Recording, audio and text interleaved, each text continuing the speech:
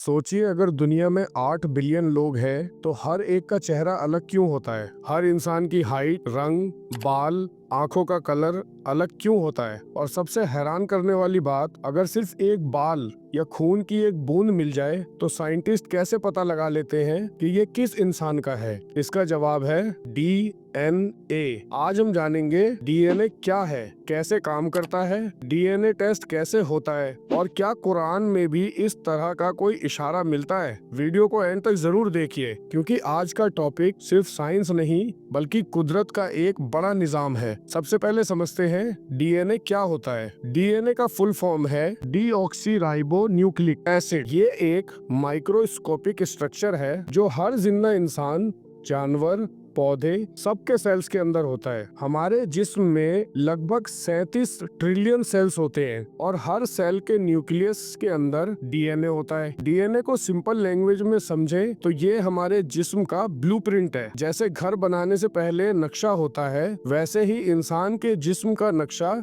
इसका डीएनए होता है। अब समझते हैं डीएनए का स्ट्रक्चर। डीएनए का शेप होता है डबल हेलिक्स, बिल्कुल घूमा हुआ सीढ़ी जैसा। इस स्ट्रक्चर को सबसे पहले 1953 में जेम्स वॉटसन और फ्रांसिस क्रिक ने डिस्कवर किया था। डीएनए 4 केमिकल लेटर से मिलकर बना होता है, ए, टी, जी, सी, जिसमें ए का मतलब होता है एडेनाइन, टी का मतलब होता है थाइमिन, जी का मतलब होता है ग्वानिन और सी का मतलब होता है साइटोसिन। ये 4 लेटर्स अलग अलग कॉम्बिनेशन बनाकर हर इंसान को यूनिक बनाते हैं। सोचिए सिर्फ 4 लेटर से पूरी इंसानी बॉडी डिजाइन होती है। सुभान अल्लाह। अब ये डीएनए हमें आखिर क्या बताता है। सबसे पहले डीएनए डिसाइड करता है आंखों का रंग, बालों का कलर, हाइट, स्किन टोन और कुछ जेनेटिक्स डिसीज। और सबसे इम्पोर्टेंट, हर इंसान का डीएनए यूनिक होता है। सिर्फ आइडेंटिकल ट्विंस का डीएनए ऑलमोस्ट सेम होता है। इसलिए क्राइम इन्वेस्टिगेशन में डीएनए सबसे पावरफुल एविडेंस माना जाता है। डीएनए टेस्ट का प्रोसेस क्या है, ये इस वीडियो का सबसे इंटरेस्टिंग पार्ट है। डीएनए टेस्ट कैसे होता है, सबसे पहले ये समझते हैं। स्टेप 1,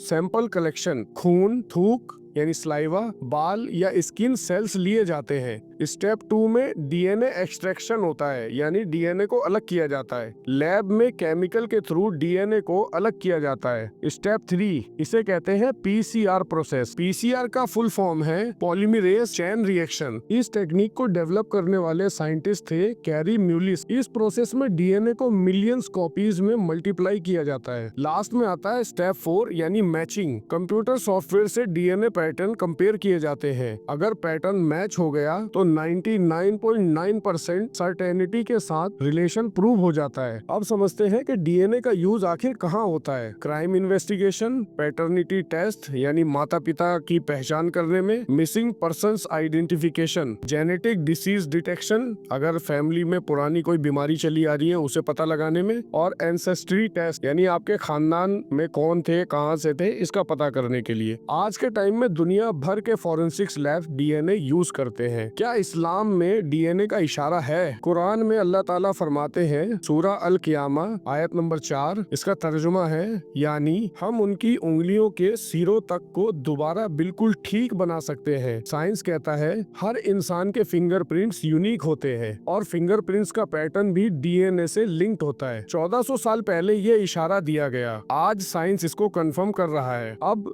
डीएनए के बारे में कुछ अमेजिंग फैक्ट। अगर आपका पूरा डीएनए सीधा फैला दिया जाए तो ये स्ट्रक्चर लगभग 2 मीटर लंबा होगा। पूरी बॉडी का डीएनए मिलाकर लगभग 60 बिलियन किलोमीटर तक पहुंच सकता है।